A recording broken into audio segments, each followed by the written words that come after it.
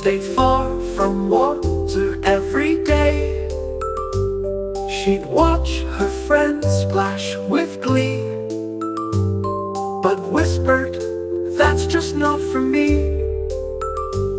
Ellie, the elephant, loved to play, but stayed far from water every day.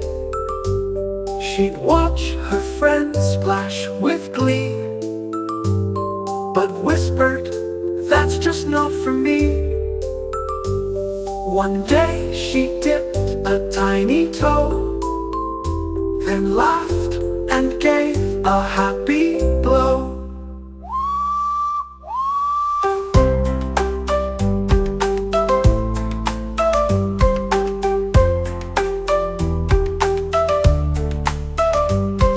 One day she dipped a tiny toe, then laughed and gave a happy